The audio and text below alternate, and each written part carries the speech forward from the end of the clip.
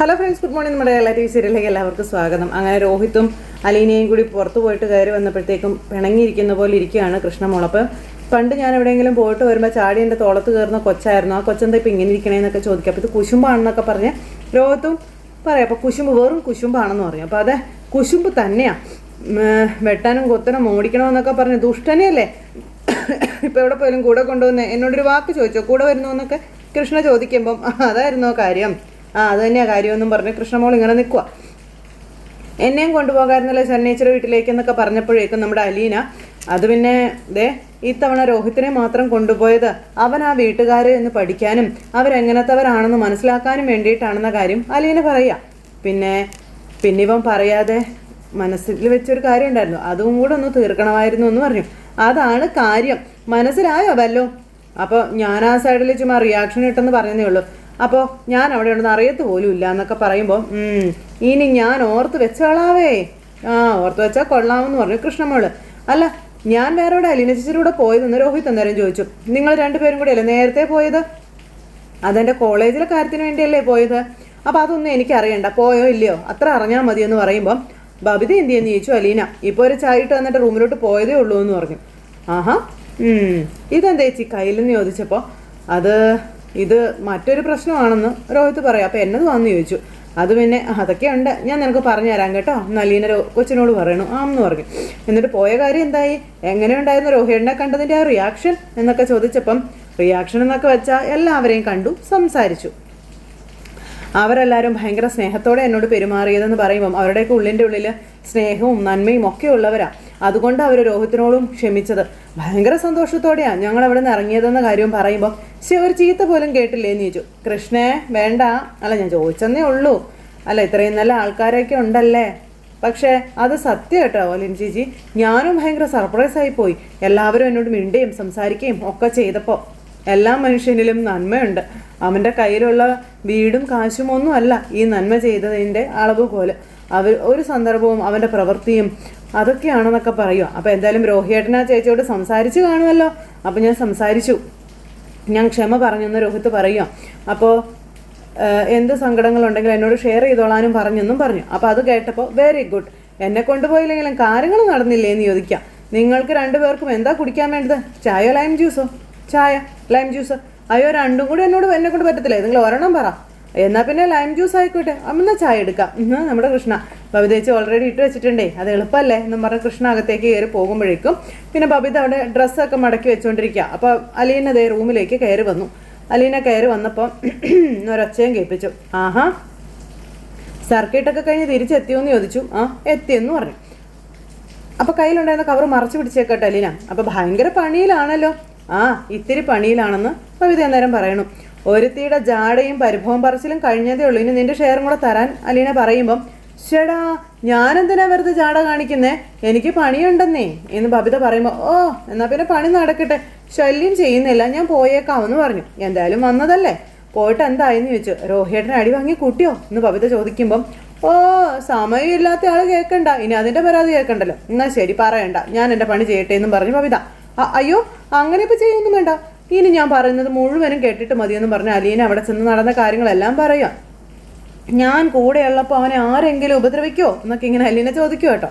അതല്ല, നാട്ടുകാരുടെ മൊത്തം ഒറ്റയ്ക്ക് വാങ്ങിയതല്ലേ, അതുകൊണ്ട് അടി കിട്ടിയാലും ആദ്യം ഏറ്റുവാങ്ങാനുള്ള ആൾ കൂടെ ഉണ്ടല്ലോ എന്ന് പറഞ്ഞു. അപ്പം ഞങ്ങൾക്ക് രണ്ടുപേർക്കും കിട്ടണമായിരുന്നല്ലേ അടി. അപ്പം അത് രണ്ടെണ്ണത്തിനും ഒരടിയുടെ കുറവുണ്ട്. എന്നിട്ട് ബാക്കി പറ എങ്ങനെയുണ്ട് എന്ന് ചോദിച്ചപ്പം പിന്നെന്താ, ഞാൻ ശരണയുടെ അടുത്ത് പഠിപ്പ് തുടരുന്നതിനെ പറ്റി സംസാരിച്ചു. എന്ത് ഹെൽപ്പിനും ഞങ്ങളുണ്ടെന്ന് വാക്കും കൊടുത്തു. അപ്പോൾ വെരി ഗുഡ്, അതെന്തായാലും നന്നായി എന്ന് ബബിത പറയുക. രോഹിയേട്ടൻ ഓക്കെ ആയോ സംസാരിച്ച് കഴിഞ്ഞപ്പോൾ? അവിടെയുള്ള എല്ലാവരോടും അവൻ സംസാരിച്ചു, അവരോടൊക്കെ ക്ഷമയും പറഞ്ഞെന്ന കാര്യം പറയുമ്പോൾ എന്തായാലും എല്ലാവരും ഹാപ്പി ആയല്ലേ എന്ന് ചോദിച്ചു ബബിത. അതെ, പിന്നെ ഞങ്ങൾ ഇങ്ങോട്ട് പോന്നു. ചായയൊക്കെ കുടിച്ചോ? അവിടെ ഞങ്ങൾ ചായയൊക്കെ കുടിച്ചായിരുന്നു. ഇവിടെ വന്നപ്പോഴാണ് അറിഞ്ഞത് ബബിത മേഡം ചായയൊക്കെ ഉണ്ടാക്കി വെച്ചിട്ടുണ്ടെന്ന്. എന്നാൽ പിന്നെ അതും കൂടെ അങ്ങ് കുടിച്ചേക്കാമെന്ന് വിചാരിച്ചു. എന്നാൽ പിന്നെ ഫ്രഷ് ആയിട്ട് വാ, ഞാൻ ഒന്നുകൂടി ചായ ചൂടാക്കാമെന്ന് പറഞ്ഞ് ബബിത അങ്ങ് പോവുക. ആ സമയത്ത് മോളെ അവിടെ നിൽക്കാൻ പറഞ്ഞു. എന്താന്ന് ചോദിച്ചു. നിന്നപ്പോൾ ഒരു കവർ നേരെ നീട്ടി. എന്താ ഇതെന്ന് ചോദിച്ചു. ഒരു ചെറിയ ഗിഫ്റ്റാ. അപ്പം നിനക്ക് മാത്രം ഞാൻ ഇതുവരെ ഒന്നും വാങ്ങിച്ച് തന്നിട്ടില്ലല്ലോ, അപ്പം ഞാൻ ഓർത്തു നിനക്ക് വേണ്ടി വാങ്ങിച്ച് തരാമെന്ന്. അപ്പോൾ അവിടെ അങ്ങ് വെച്ചേക്കാൻ പറഞ്ഞു ബബിത. അപ്പോൾ അത് പറ്റത്തില്ല, നീ വാങ്ങണം, കൈകൊണ്ട് തന്നെ വാങ്ങണമെന്ന് അലീന. അപ്പം ഞാൻ വാങ്ങി തന്നതിൻ്റെ കണക്ക് തീർക്കാൻ വേണ്ടിയിട്ടാണ് ഇത് വാങ്ങിച്ചതെന്ന് ചോദിക്കുമ്പം നീ വാങ്ങി തന്നത് കൊണ്ടല്ല, ഇത് വാങ്ങിക്കു പെണ്ണെ, ചുമ്മാ നിഷേധം കാണിക്കാതെ എന്നൊക്കെ പറഞ്ഞു നമ്മുടെ അലീന പറഞ്ഞു. അപ്പോൾ ബബിത കൈ നീട്ടി വാങ്ങിച്ചു. എന്നിട്ട് അത് അങ്ങോട്ടേക്ക് എറിഞ്ഞിട്ടു. അതങ്ങ് എറിഞ്ഞിട്ടപ്പോഴത്തേക്ക് അലീനയ്ക്ക് ഭയങ്കര സങ്കടമായിട്ടോ. അലീനയുടെ മുഖത്തൊരു സങ്കടം കണ്ടപ്പോൾ ബബിത താങ്ക്സ് എന്നങ്ങ് പറഞ്ഞു. ആ സമയം നീ അത് തുറന്നു നോക്കുന്നില്ലേ എന്ന് അലീന ചോദിക്കുക. ഞാൻ പിന്നെ എപ്പോഴെങ്കിലും തുറന്നു നോക്കിക്കോളാം, എനിക്ക് പണിയുണ്ടെന്ന് ബബിത, ഈ പണിയൊന്ന് തീർക്കട്ടെ. ശരിയെന്ന് പറഞ്ഞു. എന്നിട്ട് അലീന ഇങ്ങനെ വിഷമത്തിൽ ഇങ്ങനെ നിൽക്കുമ്പോൾ ബബിത അങ്ങോട്ടേക്ക് പോയി. അപ്പോഴത്തേക്ക് അലീന ഒന്നുകൂടെ ഇങ്ങനെ തിരിഞ്ഞ് ആ കവറിലേക്ക് നോക്കി. ആ സമയത്ത് അലീനയുടെ മുറിയിലേക്ക് കയറിപ്പോയി വാതിലടച്ചു. അപ്പോഴത്തേക്കും ബബിത ഓടിക്കയറി വരിക. എന്നതാ കവറിൽ നിന്ന് അറിയാനായിട്ടുള്ളൊരു ആകാംക്ഷ കൊണ്ടേ ഓടിപ്പോയി. എന്നിട്ട് ആ കവറിലുള്ള ഡ്രസ്സ് എടുത്തു. നോക്കിയപ്പോൾ ഒരു ചുരിദാർ. ആ ചുരിദാർ കണ്ടപ്പോൾ ഒരുപാട് ഇഷ്ടമായി ബബിതയ്ക്ക്. ബബിത എന്നിട്ട് ഇതിങ്ങനെ നോക്കിക്കൊണ്ട് ഇങ്ങനെ നിൽക്കുക. ഭയങ്കര ഇഷ്ടമായിട്ടോ. സമയത്ത് പിന്നെ കാണിക്കുന്ന അലീന അച്ഛന് മരുന്നും കാര്യങ്ങളൊക്കെ എടുത്ത് കൊടുക്കുന്നു. അച്ഛൻ്റെ അരികിലുണ്ട്. അപ്പോൾ അങ്ങനെ മരുന്നൊക്കെ കഴിച്ച് അച്ഛൻ അങ്ങനെ ഇരിക്കുമ്പം അലീനയ്ക്ക് എന്തോ ബാലേട്ടനോട് പറയാനുണ്ട്. അങ്ങനെ അദ്ദേഹം ഇങ്ങനെ ഇരിക്കുമ്പോൾ അലീനയാണെങ്കിൽ എനിക്ക് ഇവിടുന്ന് പോകാൻ സമയമായെന്ന് തോന്നുന്നു എന്ന് അച്ഛനോട് പറഞ്ഞു. അപ്പോൾ അതെന്താ അങ്ങനെ ഒരു തോന്നൽ എന്ന് അച്ഛൻ ചോദിച്ചു. ഇവിടെ ഇപ്പോൾ എല്ലാവരും നിന്നോട് സ്നേഹത്തിൽ തന്നെയല്ലേ മുന്നോട്ട് പോകുന്നത് എന്ന് അച്ഛൻ ചോദിക്കുക. അപ്പം മാഡം ഈ വീട്ടിൽ നിന്ന് ഇറങ്ങിപ്പോയതിന് ഒരേ ഒരു കാരണം ഞാനാണെന്നാണ് പറയുന്നതെന്ന കാര്യം അലീന പറയാം. പിന്നെ ഇങ്ങോട്ട് തിരിച്ചു വരാത്തതിൻ്റെ കാരണവും ഞാൻ തന്നെയാണ് എന്ന് പറയുമ്പോൾ അത് നിന്റെ മാഡം പറയുന്നതല്ലേ എന്ന് ചോദിച്ചു. അവൾ പറയുന്നതനുസരിച്ച് ഈ കുടുംബം നടത്തുന്ന പരിപാടി ഞാനങ്ങ് നിർത്തിയെന്ന് ബാലേട്ടൻ അന്നേരം പറഞ്ഞു. എൻ്റെ തീരുമാനങ്ങൾ എന്താണോ അതനുസരിച്ചാണ് ഇനി പ്രസ്ഥാനം ഇനി മുന്നോട്ട് പോകാൻ പോണത്. ഞാനാണല്ലോ കുടുംബനാഥൻ, അത് പോരേന്ന് ചോദിച്ചു. നിങ്ങൾ മക്കൾക്ക് അഭിപ്രായമൊക്കെ പറയാം, അപ്പോൾ നല്ലതാണെങ്കിൽ സ്വീകരിക്കും, ഇല്ലെങ്കിൽ അത് തള്ളിക്കളയൊന്നും അച്ഛൻ ഇങ്ങനെ മകളോട് പറയുന്നത് കേട്ടപ്പം ഇവിടുത്തെ കുട്ടികളോട് ഈ വീട്ടിലോട്ട് മാഡം തിരിച്ചു വരുന്നതിനൊരു തടസ്സമായിട്ട് ഞാൻ ഇനി നിൽക്കത്തില്ല എന്ന് അലീന പറയാം. അത് ശരിയല്ല എന്നും അലീന ബാലേട്ടനോട് പറയുന്നു. അപ്പോൾ അത് കേട്ടപ്പോൾ അദ്ദേഹം ഇങ്ങനെ നോക്കി. നീ പോയല്ല ശരിയാകുമോ എന്ന് ബാലേട്ടൻ അലീനോട് ചോദിക്കുക. ഞാൻ പോയി കഴിഞ്ഞാൽ ഇവിടെ എന്ത് സംഭവിക്കുന്നു എന്ന് നോക്കേണ്ട ആവശ്യം എനിക്കില്ലല്ലോ എന്നും അലീന പറഞ്ഞപ്പം എന്ന് വെച്ചാൽ ഈ വീടുമായിട്ടുള്ള സകല ബന്ധങ്ങളും അറുത്തു മുറിച്ച് പോവാനാണ് നിന്റെ പ്ലാൻ എന്ന് അല്ലേ? അപ്പം അച്ഛൻ എൻ്റെ ഉദ്ദേശശുദ്ധിയെങ്കിലും മനസ്സിലാക്കാൻ പറയുക. ആരുടെയും നാശമോ നഷ്ടമോ ഒന്നും എനിക്ക് കാണണ്ട, എല്ലാവരും നന്നായിരിക്കാൻ വേണ്ടിയിട്ടല്ലേ ഞാൻ ഈ പറയുന്നത് അലീന ചോദിക്കും. മേടി മോളെ, നീ ഇവിടെ ഉള്ളത് കൊണ്ടാണ് കൂടുതൽ നാശങ്ങൾ ഉണ്ടാകാതിരിക്കുന്നത്, അതറിയാമോ? നീ പോയാൽ പൈസ തിരിച്ചു വന്നേക്കും. അപ്പം ഞാൻ എൻ്റെ ആയുധം എടുത്ത് പ്രയോഗിക്കുമെന്ന് ആ മനുഷ്യൻ പറയുന്നു. എന്ത് ആയുധമാണെന്നും അലീന അന്നേരം ചോദിച്ചു. ഞാനിവിടെ ഒരു കുടുംബ സമ്മേളനം വിളിച്ചു കൂട്ടും, എന്നിട്ട് വൈജി ആരാണെന്നും നീ ആരാണെന്നും ഞാനിവിടെ വിളംബരം ചെയ്യും. അത് ഉടനെ തന്നെ വേണോ എന്ന് ബാലേട്ടൻ ചോദിക്കുമ്പം അച്ഛൻ അങ്ങനെയൊന്നും ചെയ്യരുതെന്നും ദൈവത്തെ ഓർത്ത് അങ്ങനെ ചെയ്യരുതെന്ന് പറഞ്ഞു. ആ 3 മക്കളെ ഓർത്ത് ചെയ്യരുതെന്ന് പറയുമ്പം ഞാൻ പിന്നെ എന്ത് ചെയ്യണം നീ പറ? നീ പോയി കഴിയുമ്പോൾ വിജയശ്രീ ലാളിതയായിട്ട് ഈ വീട്ടിലേക്ക് തിരിച്ചു കയറുമെന്ന് വൈജയന്തി പൂമാലയിട്ട് സ്വീകരിക്കണോ? അതാണോ ഞാൻ ചെയ്യേണ്ടത്? അന്നേരം ഒന്നും വേണ്ട അച്ഛാ, ഒന്നും വേണ്ട. ഇനി സ്നേഹിക്കാനും ഭാര്യ ഭർത്താക്കന്മാരായി ജീവിക്കാനും അച്ഛന് പറ്റില്ല എന്നുള്ളത് എനിക്കറിയാവുന്ന കാര്യം അലീന പറയുക. മേഡം പറയുന്നത് അച്ഛൻ അനുസരിക്കണമെന്നോ കുടുംബം മേഡത്തിൻ്റെ ഇഷ്ടത്തിന് വിട്ടുകൊടുക്കണമോ എന്നൊന്നും അല്ല ഞാൻ അച്ഛനോട് പറയുന്നത്. പിന്നെ എന്ത് സംഭവിക്കണമെന്നാണ് നീ ഉദ്ദേശിക്കുന്നത്? ഇത് തകരാതെ മുന്നോട്ട് പോട്ടെ അച്ഛാ, അത്രയും മാത്രം മതിയെന്ന് അലീന പറയുക. ഈ കുടുംബം 2ആയി പിളർന്നിട്ട് അതിലൊരു കഷ്ണത്തിൽ പറ്റിക്കൂടി ജീവിക്കാൻ എനിക്കിഷ്ടമല്ല എന്ന് അലീന പറയുക ബാലേട്ടനോട്. തകർച്ച എന്തുകൊണ്ടാണ് സംഭവിച്ചതെന്നുള്ളതൊക്കെ എനിക്കറിയാം. അച്ഛൻ എന്തൊക്കെ ന്യായം പറഞ്ഞാലും തലനാരിഴ കീറി മുറിച്ച് നോക്കിയാലും എല്ലാറ്റിനും കാരണം ഞാൻ തന്നെയാണെന്ന് അലീന പറയുക. ഞാനിവിടെ വരരുതായിരുന്നു എന്നും പറഞ്ഞു. എൻ്റെ നോട്ടക്കുറവ് കാരണം സംഭവിച്ചു പോയൊരു പിഴവാ ഈ വീട്ടിലൊരു കൊടുങ്കാറ്റ് അഴിച്ചു വിട്ടതെന്നൊക്കെ അലീന പറയുമ്പോൾ അത് ശരിയാ, നീ പറഞ്ഞത് വളരെ ശരിയാണെന്ന് പറഞ്ഞു. അപ്പം എൻ്റെ ജന്മരഹസ്യം ആരും അറിയാതെ സൂക്ഷിക്കേണ്ടത് ഞാനായിരുന്നു എന്ന് അലീന പറയുവാണ്. പക്ഷേ അതെൻ്റെ കയ്യിൽ നിന്ന് പോയി എന്നും അലീന ഈ ബാലേട്ടനോട് പറയണം. അപ്പം അതൊക്കെ കേട്ടപ്പോൾ ബാലേട്ടൻ ഇങ്ങനെ നോക്കി നിൽക്കും കേട്ടോ. ഒരിക്കലും അറിയരുതാത്ത ആൾ തന്നെ അതറിഞ്ഞെന്ന് അലീന പറയാം. അപ്പോൾ ബാലേട്ടനൊന്ന് ചിരിച്ചു ഇങ്ങനെ ഒരു ഇതോടുകൂടി. അപ്പോൾ ആ ഒരൊറ്റ കാരണം കൊണ്ട് തന്നെ ഈ കുടുംബം പിളരാതെ നോക്കേണ്ടത് എൻ്റെ ബാധ്യതയല്ലേ എന്നും അലീന ചോദിക്കുക. അത് കേട്ടപ്പോൾ മനുഷ്യനിങ്ങനെ അലീനെ നോക്കുക കേട്ടോ. എന്തെങ്കിലും ഈ വീട്ടിലേക്ക് തിരിച്ചു വരാനുള്ളൊരു സാഹചര്യം ഉണ്ടായാൽ അന്ന് അച്ഛനും അമ്മയും മക്കളും ഒന്നിച്ച് കഴിയുന്ന ഒരു കുടുംബമായിരിക്കണം ഇതെന്നും അലീന ബാലേട്ടനോട് പറയണം.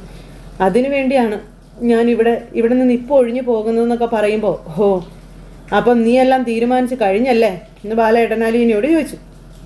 അപ്പം ഞാൻ നിൻ്റെ ആരാ? ഞാൻ നിനക്ക് ആരായിരുന്നു എന്ന് ചോദിക്കുക. നിന്റെ ലോക്കൽ ഗാർഡിയൻ ഞാനായിരുന്നു എന്നാണ് എൻ്റെ ഒരു വിശ്വാസം. എന്നെയും നീ വെട്ടിയോ? അപ്പം അച്ഛൻ തന്നെയാ എൻ്റെ രക്ഷകർത്താവ്, വേറെ ആരും അതിലില്ല എന്ന് അലീന ബാലേട്ടനോട് പറഞ്ഞു. എന്നെ ഇങ്ങോട്ട് അയക്കുന്നതിന് മുൻപ് ബ്രിജിതാമമ്മി ഒരു കാര്യം എന്നോട് പറഞ്ഞിട്ടുണ്ടായിരുന്നു എന്ന് പറഞ്ഞു. മോളെ, നിനക്ക് നിന്റെ അമ്മയും കൂടപ്പിറപ്പുകളെയും ബന്ധുക്കളെയും ഒന്ന് കാണാം, അവരോട് സംസാരിക്കാം. പിന്നെ പക്ഷെ നിനക്കും അവർക്കും ഇടയിൽ ഒരു ചിഹ്ന ഭിത്തി ഉണ്ട് എന്നുള്ളൊരു കാര്യം നീ ഓർക്കണം എന്ന കാര്യം ബ്രിജിതാമമ്മി എന്നോട് പറഞ്ഞിരുന്നു. പക്ഷേ എൻ്റെ സൂക്ഷ്മത കുറവ് കാരണം ആ ഒരു ചിഹ്നഭിത്തി അത് തകർന്നു പോയി എന്ന കാര്യം പറയാം. അതുകൊണ്ടല്ലേ എല്ലാ കുഴപ്പങ്ങളും ഉണ്ടായത് എന്ന് അലീന ഇങ്ങനെ ബാലേട്ടനോട് ചോദിക്കാം. അത് കേട്ടപ്പോൾ അദ്ദേഹത്തിന് ഭയങ്കര സങ്കടം. ഇന്നലെ രാത്രിയും ഞാൻ കരഞ്ഞ് ബ്രിജിതാമമ്മിയോട് ചോദിച്ചു എന്താ ഞാൻ ചെയ്യേണ്ടതെന്ന്. അപ്പോൾ നീ ഇവിടെ നിന്ന് പോയിക്കോ, അതിനുള്ള സമയമായി എന്നാ എനിക്ക് കിട്ടിയ ഉത്തരമെന്ന് അലീന പറയുക ബാലേട്ടനോടെ. എങ്ങോട്ടാ പോകേണ്ടതെന്ന് പോലും എനിക്ക് അറിഞ്ഞുകൂടാച്ചാ, അച്ഛനാ എനിക്ക് വഴി കാണിച്ച് തരേണ്ടതെന്നൊക്കെ അലീന ഇങ്ങനെ ബാലേട്ടനോട് പറയുമ്പം വൈജ ആദ്യം ഈ വീട് വിട്ട് പോയപ്പോഴും ഇതേ അവസ്ഥ തന്നെയായിരുന്നു ഇവിടെ ഉണ്ടായിരുന്നത് അല്ലേ? പക്ഷെ അന്ന് നീ എൻ്റെ കൂടെ നിന്നു. അന്ന് അച്ഛൻ ഒറ്റയ്ക്കല്ലായിരുന്നോ? മക്കളെല്ലാം മാഡത്തിൻ്റെ കൂടെ ആയിരുന്നില്ലേ എന്ന് അലീന ചോദിക്കുക. ഞാൻ കൂടെ നിന്നില്ലെങ്കിൽ അച്ഛൻ തകർന്നു പോയേനെ എന്നും ഈ കുടുംബവും തകർന്നു പോയേനെ എന്നും അലീന പറയുക. ഇന്നും മക്കളും 3 പേരും അച്ഛൻ്റെ ഒപ്പം ഉണ്ട്. മേഡമാണിന്ന് ഒറ്റയ്ക്കായിട്ടുള്ളത് എന്ന് അലീന പറയുമ്പോൾ അപ്പം നീ വൈജയുടെ ഒപ്പം ചേർന്ന് എല്ലാവരിലും തുല്യപ്പെടുത്തലാണല്ലേ? അതെന്തായാലും കൊള്ളാം. വൈജ ഇവിടെ തിരിച്ചെത്തിക്കണം നിനക്ക് അല്ലേ മോളെ? അതുകൊണ്ട് എല്ലാ പ്രശ്നങ്ങൾക്കും പരിഹാരമാകുമെന്നാണ് നിന്റെ വിചാരം? അപ്പം ഇല്ലായിരിക്കും. പക്ഷേ അച്ഛൻ കുറച്ച് നാൾ ക്ഷമയോടെ ഇരിക്കണമെന്ന് അലീന പറയുക. എന്തെങ്കിലും ഒരു മാറ്റം വരും, അതിനു വേണ്ടി എൻ്റെ അച്ഛൻ വെയിറ്റ് ചെയ്യണമെന്ന് പറയുമ്പം ഞാൻ വൈജയ്ക്ക് വേണ്ടി ഒരു വീട്ടുവീഴ്ചയ്ക്കും തയ്യാറല്ല. ഞാൻ ചെയ്യില്ല. കഴിഞ്ഞ 22 വർഷവും എന്നെ തോൽപ്പിച്ചവളാണ്, ചതിയിലൂടെയും വഞ്ചനയിലൂടെയും. ഇനിയും എനിക്ക് അവളുടെ മുന്നിൽ മുട്ടുമടക്കാൻ മനസ്സില്ല എന്ന് പറയുമ്പം ഇപ്പം ആരാണ് അച്ഛൻ ജയിച്ചു നിൽക്കുന്നത്? അച്ഛൻ തന്നെയല്ലേ എന്ന് ചോദിച്ചു. മേഡം എപ്പോഴേ തോറ്റുപോയി. അതച്ഛൻ എന്താ മനസ്സിലാക്കാത്തേ? ജീവിത അവസാനം വരെ മേഡത്തിനെ തോൽപ്പിക്കാനുള്ള ആയുധം അച്ഛൻ്റെ കയ്യിലുണ്ടെന്ന് അച്ഛൻ തന്നെ പറയാറില്ലേ എന്ന് അലീന ചോദിക്കുക. മേഡത്തിന് ഇനി ഒരിക്കലും അച്ഛൻ്റെ മുന്നിൽ ജയിക്കാൻ കഴിയില്ല എന്ന് അച്ഛന് നന്നായിട്ട് അറിയില്ലേ എന്നും ചോദിച്ചു. ഇതൊക്കെ കേട്ട് ബാലൻ ഇങ്ങനെ നിൽക്കുകയാണ് അവിടെ. അലീനയാണെങ്കിൽ ബാലൻ്റെ കൈ ചേർത്ത് പിടിച്ചിട്ട് അച്ഛാ ദേ അമ്മയെല്ലാം വീണ്ടെടുത്ത് തന്നില്ലേ? അച്ഛൻ്റെ മക്കളെ എല്ലാം ഞാൻ വീണ്ടെടുത്ത് തന്നില്ലേ? ഇനി പൊയ്ക്കോട്ടെ അച്ഛാ ഞാനെന്ന് അലീന കരഞ്ഞുകൊണ്ട് ചോദിക്കാം. എന്നെക്കൊണ്ട് ഇത്രേ പറ്റത്തുള്ളൂ എന്നും അലീന ബാലേട്ടനോട് പറയുന്നു. ഞാൻ പൊയ്ക്കോട്ടെ എന്ന് പറയുമ്പോഴത്തേക്കും ബാലേട്ടൻ്റെ കണ്ണൊക്കെ നിറഞ്ഞു. അപ്പോൾ അച്ഛൻ എന്തുകൊണ്ട് അച്ഛൻ്റെ മകളെ പറഞ്ഞയച്ചു എന്ന് അവരെന്നോട് ചോദിച്ചാൽ പറയാനൊരു ന്യായം എനിക്ക് വേണ്ടേ എന്ന് ബാലേട്ടൻ ചോദിക്കുക. ഒരച്ഛനും ഇങ്ങനൊരവസ്ഥയിൽ സ്വന്തം മക്കളെ ഉപേക്ഷിച്ച് കളയില്ല എന്ന് ബാലേട്ടൻ പറയുമ്പോൾ അച്ഛാ കൃഷ്ണമോൾക്കറിയാം ഞാൻ അച്ഛൻ്റെ മകളല്ല എന്നുള്ളത്. പിന്നെ രോഹിത്തിനും അറിയാം ഞാൻ അച്ഛൻ്റെ മോളല്ല എന്ന്. അപ്പോഴത്തേക്കും ബാലൻ ഇങ്ങനെ നോക്കുക. രോഹിത്തിനോ? അവനെങ്ങനെ അത് അറിഞ്ഞു എന്ന് ചോദിക്കുമ്പം അത് എനിക്ക് പറയേണ്ടി വന്നു എന്ന് പറയുമ്പോഴേക്കും ആരോട് ചോദിച്ചിട്ട് നീ പറഞ്ഞു? നീ ആരോട് ചോദിച്ചിട്ടാ പറഞ്ഞത്? ഞാനല്ലേ അവരോടെല്ലാം പറഞ്ഞത് നീ എൻ്റെ മകളാണെന്ന്. ഇപ്പൊ ഞാൻ ആരായെന്ന് ചോദിച്ചു. സ്വന്തം മക്കളോട് നട്ടാക്കുരുക്കാത്ത കള്ളം പറഞ്ഞ് വിശ്വസിച്ച് അധർമ്മനായി പോയില്ലേ ഞാൻ? അച്ഛൻ ദേഷ്യപ്പെടാതെ പ്ലീസ്. ഇത് ശരിയല്ല അലീന എന്ന് പറഞ്ഞു ബാലൻ ദേഷ്യപ്പെടും അലീനയോട്. നിന്നെ പ്രൊട്ടക്ട് ചെയ്യാൻ വേണ്ടിയിട്ടാണ് ഞാനൊരു കള്ളക്കഥ പറഞ്ഞ് എല്ലാവരെയും വിശ്വസിപ്പിച്ചത്. ഇപ്പം ഞാൻ കള്ളനായില്ലേ എന്ന് ബാലൻ ചോദിക്കാം. അച്ഛനൊന്ന് ക്ഷമിക്ക് പ്ലീസ്, ഇങ്ങനെ ദേഷ്യപ്പെടല്ലേ എന്ന് അലീന പറയുവാണ്. അപ്പോൾ ഇത് ശരിയല്ല മോളെ, ഇത് ശരിയായിട്ടുള്ള കാര്യമല്ല. ഞാൻ നിന്നെ മോളെ പോലെ കരുതിയല്ലേ കൂടെ നിർത്തിയത്, സ്നേഹിച്ചത്. എന്നെ തന്നെ നീ തള്ളി പറഞ്ഞില്ലേ? ഇയാളെൻ്റെ അച്ഛനല്ല, ഇയാളെ എനിക്ക് ആവശ്യമില്ല എന്ന്. അങ്ങനെയല്ല ഒരിക്കലും അങ്ങനെയല്ല. അച്ഛൻ ഞാൻ പറയുന്ന ഒന്ന് കേൾക്കാല അന്യനെ പറയുമ്പം വേണ്ട, നിനക്ക് പോണം അല്ലേ? അതിനുള്ള വഴിയും നീ തെളിച്ചിട്ട് കഴിഞ്ഞു. പൊയ്ക്കോ, ഇനി നീ ഒന്നും പറയണ്ട, നീ പൊയ്ക്കോ എന്നിങ്ങനെ പറയാം. അപ്പോഴത്തേക്ക് അലീന കരഞ്ഞുകൊണ്ട് പ്ലീസ് അപ്പം പൊയ്ക്കോളാൻ ഞാൻ സമ്മതിച്ചു എന്ന് ബാലൻ പറയുക. അങ്ങനെ അലീനയെ പോലും ബാലൻ കൈ ഒഴിഞ്ഞു. അങ്ങനെ അലീന കരഞ്ഞുകൊണ്ട് അവിടെ നിന്ന് ഇറങ്ങുമ്പോൾ ബാലൻ ഇങ്ങനെ ആകെ തകർന്ന് നിൽക്കുക കേട്ടോ. അലീന കരഞ്ഞ് തകർന്ന് ഇറങ്ങി വരുന്നു. അപ്പോൾ ഇത് ബബിത അവിടെ നിന്ന് കാണുവാണ്. ബബിത അവിടെ നിന്ന് കണ്ടിട്ട് അലീനയുടെ അടുത്തേക്ക് വന്നു. ചേച്ചി എന്നാത്തിനാ കരയുന്നേന്ന് ചോദിച്ചു. അപ്പോൾ കരയുന്നോ? ഞാനോ? ആ സ്റ്റെപ്പിൽ നിന്ന് കണ്ണു തുറക്കുന്നത് ഞാൻ കണ്ടല്ലോ. എന്താ കാര്യം? എപ്പോ? അച്ഛൻ വല്ല വഴക്കും പറഞ്ഞോ ചേച്ചിയെ? ഏയ് ഇല്ല, എന്നെയൊന്നും പറഞ്ഞിട്ടില്ല എന്ന് പറഞ്ഞു. പിന്നെന്താ പ്രശ്നം? ഒന്നുമില്ല എന്നും പറഞ്ഞ അലീന ഇങ്ങനെ നിൽക്കുക. പ്രശ്നം ഒന്നുമില്ലെന്നൊന്നും ചേച്ചി പറയണ്ട, എന്തോ പ്രശ്നം ഉണ്ടെന്ന് എനിക്കറിയാമെന്ന് ബബിത. ഒന്നുമില്ല മോളെ എന്ന് പറഞ്ഞ അലീന അകത്തേക്ക് കയറിപ്പോയി. ബബിത അന്നേരം ഇങ്ങനെ അവിടെ നിൽക്കുക. പിന്നെ കാണിക്കുന്നത് രോഹിത്തും അതുപോലെ കൃഷ്ണയും കൂടെ അവിടെ ഇരിക്കുന്നു. അപ്പോൾ ബബിത അങ്ങോട്ടേക്ക് ചെന്നു. ചേച്ചി അച്ഛനുമായിട്ട് വഴക്കിട്ടെന്നാണ് തോന്നുന്നത്, കരഞ്ഞുകൊണ്ട് പോണ കണ്ടു. അപ്പോൾ എന്നതായിരിക്കും കാര്യം എന്നൊക്കെ ചോദിക്കുമ്പം അച്ഛനെന്തെങ്കിലും പറഞ്ഞു കാണുമെന്ന് രോഹിത്ത് പറയാം. അപ്പോഴത്തേക്കും ബബിത ചേച്ചി ചോദിച്ചില്ലേന്ന് ചോദിച്ചു കൃഷ്ണ. ചോദിക്കാഞ്ഞിട്ടാണോ? ഒന്നുമില്ലെന്നാ പറയുന്നേ. കരഞ്ഞോന്ന് ചോദിച്ചപ്പോൾ അതും ഇല്ലെന്ന് പറഞ്ഞെന്ന് ബബിത. നമുക്ക് കണ്ണും മുഖം കണ്ട പിന്നെ അറിയത്തില്ലേന്നും ബബിത ചോദിക്കുകയാണ്. അത് കേട്ടപ്പോൾ കൃഷ്ണ ഇങ്ങനെ വിഷമിച്ച് ഇങ്ങനെ ഇരിക്കും, ആലോചിച്ചേ. അതുപോലെ തന്നെ രോഹിത്തും. സമയത്ത് ബബിത ഇങ്ങനെ ഇരിക്കുന്നു. എന്നതായിരിക്കും കാരണം? അപ്പോൾ എനിക്ക് തോന്നുന്നതേ ചേച്ചി ഇവിടുന്ന് പോകുന്ന കാര്യം വല്ലതും അച്ഛനോട് പറഞ്ഞു കാണുമായിരിക്കും എന്നാ അല്ലേ എന്നിങ്ങനെ കൃഷ്ണ പറയുമ്പോൾ രോഹിത്ത് ഇങ്ങനെ കൃഷ്ണയെ നോക്കുക. അപ്പോൾ അതിനുള്ള ഒരു സാധ്യത ഉണ്ടെന്ന് പറഞ്ഞു. അച്ഛൻ സമ്മതിച്ച് കാണത്തില്ല, നല്ല വഴക്ക് കൊടുത്തും കാണുമായിരിക്കും എന്ന് പറഞ്ഞു.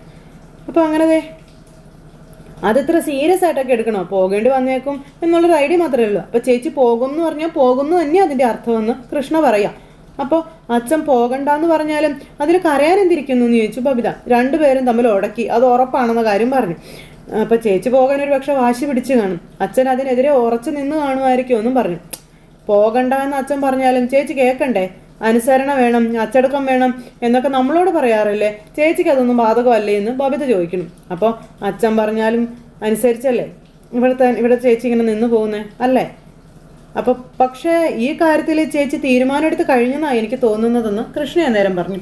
അച്ഛൻ പറഞ്ഞാലും അനുസരിക്കാൻ സാധ്യതയില്ല എന്ന് പറഞ്ഞു. അപ്പോൾ അതെങ്ങനെ ശരിയാകും?